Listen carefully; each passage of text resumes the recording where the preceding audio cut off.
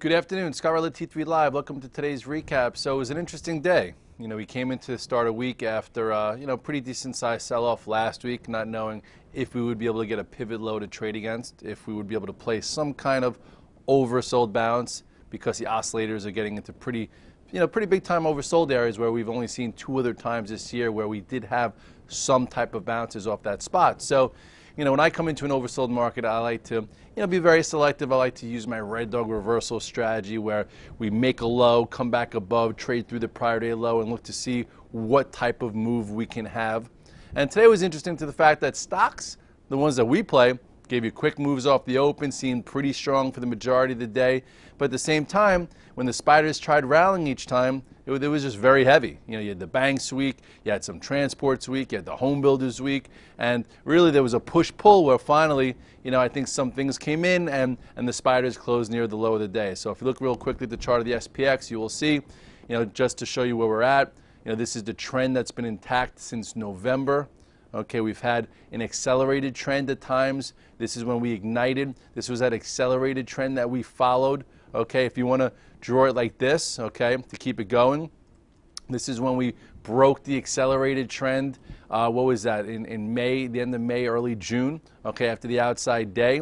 Okay, so if you want to extend it up, that's pretty much what we've done here. We had an upper area, an upper support area that we were navigating. If you follow us, each and every day I post a chart and some levels and thoughts. Here was said many times, okay? Someone on Twitter, kind of annoyed me today when he's like, oh, you're a Monday night quarterback. I'm like, okay, why don't you go to the videotape or to the past charts? When we broke 1698, that was your spot to take off some risk. Then when we wedged right in here and we looked at the landscape, it was the time to perhaps be flexible, maybe get net short. And then especially on this day, which was the Wednesday before, we closed basically on the 21 day. You could have really seen the weakness underneath the surface. It's the day that we went around the room saying, what do you think first, the 50-day or new highs? And the majority was the 50-day, and on Twitter we talked about, in my humble opinion, 50-day first. P.S. That's where we came to on Friday. Didn't really bounce there, and then we continued lower today. Now, just to show you, tactically how you could have went about today, okay, let's go back to the spiders, because the spiders is what I was trading. Basically came in, flat to spiders, and I said, maybe we get some kind of move back above yesterday's low of 165.50. So if you look at the beginning of the day, first of all, let's just put this line in here. You see there was a fast move below yesterday or Friday's low, and then you'll see on the 5-minute version, it came back above it. So let's see if E-signal works right here, and it does. Okay, so here was your quick move, okay, down below the prior day's low, okay, which this was actually this is 8 o'clock. So let's just get into the Eastern time spot. Let's go time templates, go East Coast, okay. Now let's go back to where we were in the morning. So here was the trade. So with that said, gapped lower, broke below Friday's low, could not get much downside follow through. So right here at about 165.40 was the quick push. Came back above. You could have bought 165.50s versus 165.40s, 10-cent risk. And we've come in from, what, over 170. Then we quickly filled the gap up to 165.90. So right there, you could have been in the money by almost 40 cents. And I remember adding a little bit here for another type of trade. Went as high as 165 and change. Talked a little bit about trimming some. What I say, 50 cents is 50 cents. And in a summer day in August, sometimes that's all you get. And then really, it started to dwindle. And I think I got stopped out of my trailer right around here. Actually, my swing, I let it go all the way to 165.40. But if you want to take even a longer term look, so if you wanted to give it all the way to the lows, you could have waited. And then once it went back up below this 165.40, that was it. That was your potential trade. Below, prior day low, come back above, maneuver it however you do, start resolving back to the downside. You know what, I'll put the, maybe we'll see it on the 13-minute, then you go to the 13-minute, or even let's go to the 8-minute, and you'll see this was that quick little move, almost a little micro red dog reversal right there. What happened? Resistance couldn't get through. A lot of guys had this chart up, this descending channel here, okay, which has been in place ever since that big gap. Here's your gap from last Thursday, and we've been just descending lower. So right around here when it failed, this descending channel controlled the tape. And then from there, you could have waited till it broke here, and once it broke here, 165.40, you said, okay, I'm out of my remainder. Maybe I made 40 to 50 cents on this part, flat here, and then it went all the way down to the lows of the day and basically closed, 164.93. So now if we look back at the daily chart of the spiders, you'll see that, I just put a lot of little lines in there, but ultimately, the 100-day is right here. Okay, this is where we held the 100-day the last time. This is really like that downtrend, if you want to draw it, which really comes in right around at this spot. I don't know if we get there right away or a straight line, but ultimately this spot, if we can get here quick, like if tomorrow was like a big down open or whatnot, I think this will be worth a try because then we'll be really oversold. But as of right now, you have a pretty big gap here that's in control.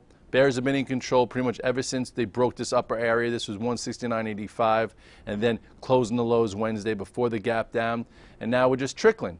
So tomorrow, what am I going to use? 164.76. That's your new point of reference. Maybe we open up. If they open up and sell and push it below, come back above, we try this again. If they open down, perhaps they try and for the gap, then we look at stocks. So that's how I'm approaching August. We had a lot of great action in July, up 5%, lots of good earnings. For the year, we were up 19%, so why not take a little risk off? Why not look for some volatility, some new entries? And then today in different stocks, the key is some people on Friday is like, what should I be long just in case that was the bottom in the market on Friday? And I said, what was green on Friday while the market was red? Think to yourself, what was green when the market was red? Apple was green, Tesla was green, Baidu was green. Facebook was green. So if you took some of those stocks and you said, okay, just these are the strong stocks, these are what I want to be long, and I want to short the spiders as a hedge just in case something crazy happens over the weekend, you could have made money in your longs and almost made some money short the spiders. So anyway, rolling through a few of them, you look at Apple, it's been a really nice run, ever since the earnings gap right here, and then ever since it reignited right there on that invitation, and then when it crossed and closed above the 100-day, and now, I'd say at this particular point, it's still strong. It still looks like it can go higher, but short term, a little bit overbought, a little extended from the 8-day, from the 21-day, tried to put a little bit of a topping tail in here, filled a little bit of a gap that was over here around 514-ish. So I would just do a little less here. Doesn't mean it's a short, but I would do a little less. Facebook also, closed off the highs, but, acting very strong. Above the 21-day, it crossed this pivot, real quickly, but didn't have enough power to continue. So at this point, it's in an upper channel. It's trying to build. I still think it looks okay. Tesla also gave you a quick move off the open. The A trade here was when we were talking about it last week when it was really oversold. They have to fill in the earnings gap. We talked about how it's been holding the 21-day moving average. The majority of this move, one time below on the Goldman note, but then you had your red dog reversal right there. Here was your A trade. Then it tried to break above this little resistance, but today with the futures and the Dow being weak, there was really no momentum, but that gave you a decent trade. LinkedIn had some follow through to holding its earnings gap. I know it doesn't look like much, but you know what? This was a decent percentage here into this spot. A lot of little things. Baidu, I guess, tried to hang in there. You could draw your line right here. We did get a bounce finally in Google. Google was strong early on, and it sold off towards the end of the day. But as of right now, you could see the makings of a potential floor here. Some guys caught a nice long here when it crossed this 2-day pivot, but then the 8-day held it. So see, what happens from there. Remember this little outside day? That's pretty much when I stopped playing this thing because it got me frustrated. But anyway, you could probably draw your line here. You have a nice big long channel that Google's been navigating. It's the bottom end. If you buy things in the bottom end, okay. For me, I'm going to wait. You want to see how it responds to this because, sometimes these things break and, it could be lower prices. But ultimately, it's showing relative weakness, but there was a small bounce there. Small bounce in Amazon also until the outing. Gave you a little bit of a red dog reversal into that 285-ish area through 284.50. Bounced all the way up, filled this gap, and then turned tail or a portion of that gap. So it shows you how also you have to take your trades in this market. You don't have to stick around. Amazon was like $3, $4 higher. Hopefully you sold some, maybe you have some still, but ultimately, you want to take a look at the pattern. So it held or it, traded through it a little bit, but basically held the prior 2013 breakout. Ever since this breakout failure after earnings right here, it's been a trickle lower, giving you a little bit of a sell signal also when it crossed back below 300. So if you're out of it and you're trying to look, so let's see how it handles that spot. Gold took the day off, but still looks actually really good there. Last real buy was when it broke this little trend line here after the red dog reversal down there, and now it's flagging again. Some people were saying, should you buy it back today? If you're a gold bug and you want to, held in there pretty well. Looking like it can continue. A lot of the moves happen overnight, so if you want to stay in this and keep it pent up, so far it's flagging. Let's see one more day here. I'd love to see it trade above this high here intraday versus overnight. So at this point, after this move, I'm not taking overnight risk there. I'd rather wait to see if it can happen intraday. If it can, great. If it can't, no big deal. TBTs, another big day. Talked about this so many different times this year, talking about higher rates, how to perhaps hedge against higher rates. If you have a big bond portfolio, and buying the TBTs was one of the situations we talked about. Here was your last breakout. Now it's coming into some bigger resistance. I would not be just putting it on here, because now everyone in the media is talking about higher rates. Everyone around the world is saying it.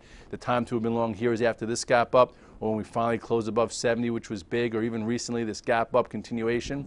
Now it's extended from the 8, the 21, the 50. So it's up to you. It hasn't given you a blaring signal to be shorted yet, but ultimately, on the fourth day, according to my little method here, I'm not a buyer on the fourth day. I'm a trim and trail, and then if it goes 5-6 days, that's when I usually cry. But you know what? I'll be safe, and I'll stick to that every given day. So with that said, for a Monday, whereas we're coming in oversold, there were definitely some tactical things to do, both long and short. In regular stocks, really to the long side. In the indices, if you wanted to be short the spiders on that bounce and you saw the weakness, okay. The banks were the sore spot. Let's take a quick look. XLF, closed on the dead lows. So that was a reason why the market couldn't bounce. It broke this upper area. This was, a decent area to have a high-level stop, or some even had it right here. At this particular point, it's below the 50-day, above the 100-day, almost in la-la land, so not much to do with it. This was the last spot that it broke out from, so let's see, 1953, we'll give it a chance there. Ultimately, JP Morgan was very weak. That was, I guess, the subject of the headlines. Goldman Sachs was pretty weak all day. Now if you want to draw this trend line, we're getting close to a pretty interesting spot. So 1953, it's definitely worth taking a look. They definitely got some fluff out there, and people are like, oh, should we be buying the banks? At some point there'll be a buy, but I'm not buying what was actually the weakest group today, just to try and pick a spot. I'll let the signal tell me, and right now there's no signal right here unless they want to just trap some bears. Same way I don't think you go home shorted after a huge move like we've seen to the downside, but ultimately, in this thing, I would say cash is a position versus being short or long until we get more data. And that's another thing I think we talked about, how, you just had a really nice move in the market to the downside. Guys who were looking for a short when we broke that floor of 1682 or 168.50. I think some covered the majority, as you can see by my VTF. I no longer have the spider puts on. I no longer have the IBM puts on. Covered my shorts in the spiders on Friday. Last 2 days I've been trying to tactically find a low in the spiders, which I haven't been able to, so I'm not long any overnight. If we get a big gap up tomorrow and I'm caught flat-footed, I don't care. Okay, there's nothing telling me right now that I need to be getting into the stocks right here. It's more risky that people get really scared and we have some kind of gap down, so I'd rather have that as an opportunity versus saying I'm going to buy here and if it's in the middle of la-la land and then deal with a down open and hope that we fill the gap and trade around it. It's a summer. We don't need that type of stress, especially after the constructive action we've seen for most of 2013. So with that said, coming in very light. I think I have some Facebook left over. I've had, my net short from last week is done. I've been trying to tactically play along, but I don't see anything blaring. Lots of stocks like the Apple that I've been trying to be with for a while is a little extended. So at this particular point, I'm just going to take what comes to me, hopefully make some money, and figure it out, and then enjoy the rest of the summer, because we're getting deep into August and September's going to roll around real quick, and the last thing you want to do is be burnt out into a fall time period when things could start to heat up a little bit. So hopefully you had a nice day today, just another day in the life. Monday, August. Scott Redler, T3 Live. See you tomorrow morning with Brittany. Have a good night. I'm Evan Lazarus, Chief Knowledge Officer for T3Live.com. You don't become a great trader by watching videos and taking courses. You become a great trader through live screen time. Accelerate that learning curve by tapping into the experience of seasoned professionals. Currently, we're offering 5-day free trials to each of our 4 mentoring rooms. In the mentoring rooms, we teach our strategies in the context of the live market. To sign up for a free trial, go to the T3 Live education page, fill out the form, and get started when the next trading session begins. We hope to see you in one of our mentoring rooms.